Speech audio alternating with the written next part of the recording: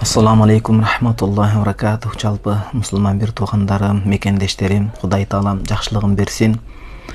Учурдан пайдаланып, мынакей Олимпиада оюндарында спорт оюндарынан, ошондой эле химиядан, бир топ сабактардан байгелүү орундарды алып келген мекендештерибизди куттуктап өтмөкчүмүн. Ар дайым элибиздин, жерибиздин намысын бийик көтөрүп, спорт майданында болсун, илим билим жаатында болсун, желегин желбиретип, негизги маселе имандын күчүн жогорулатып, Кудайымдын шариятында бакытка балкып жүрө бериңиздер. Кудайым жар болсун, баарыбызга жакшылыгын берген болсун. Азыр эми Instagram аркылуу келген суроолорго жооп бере кетсек, Анаркул деген агабыз ушундай суроо жөнөтүптүр. Ассаламу алейкум устаз, жашоодон шунчалык кыйналдым, эмне кылсам болот? Эч нерсенин кызыгы жок болуп баратат дейт. Айланайын бир тууганым, бир боорум, антпеңиз. Чубак устазга да ушундай суроолор келген. Ошо интернетке жазып уксаңыз, устазыбыз канткен менен кемеңгер, ал киши олия, башкача адам да. Жашоого кызыгыңызды жоготпоңуз. Эгер бул жашоо кызыга турган жашоо болбогондо, Кудайым бул жашоого бизди жаратпайт эле. Демек, Кудай Таала сизди жаратып, сиз бизге иман берип атканы, демек бул жашоодо акыреттеги бийик бейиштин ордун кылып калгыла. Сабиqu ila maghfiratin min rabbikum wa janna arduha as-samawati wal ard.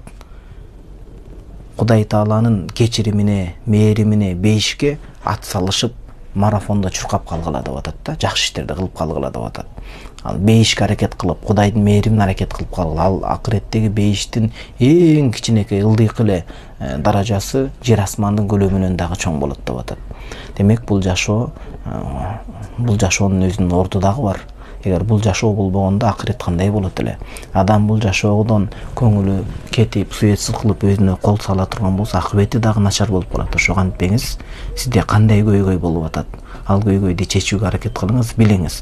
Адам баласы ар бир көйгөйдөн бийик, жогору турат. Анткени Кудай Тааланын өзүнүн Кур'ан Каримде айткан уадасы бар.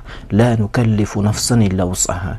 Пендеге күчү жетпеген, жеңе албай турган, чече албай турган көйгөйдү, шариятты жүктөбөйбүз дейт. Ар бир кыйынчылыктан сиз жогору турасыз. Мисалы, сиз үйлөнөм деп жакшы көрүп жүргөн адам кокус эгер ага жете албай калсаң эч нерсе эмес. Ал убактылуу көңүл, убакыт баардыгына шыпа, дары. Кудай Таалам аны сизге ыраа көрбөй атат. Демек, сиз ал адам менен бактылуу боло албайт элеңиз. Ал адам да сиз менен бактылуу боло албайт эле. Кудайым теңиңизди даярдап койгон дүйнө экенин. Кайсы бир оору болсо, ооруга шыпа бере турган Кудай Таалам.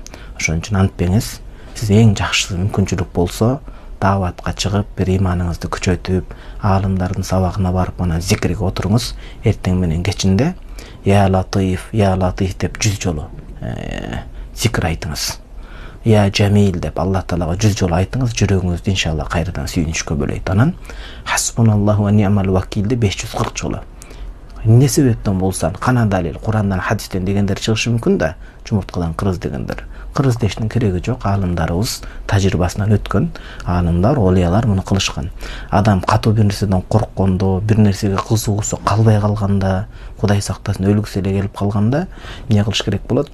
Хасбуналлаху ва ни'мал вакил деген дуаны 540 жолу айтыш керек болот. Ошентиңиз тууганым, антпеңиз.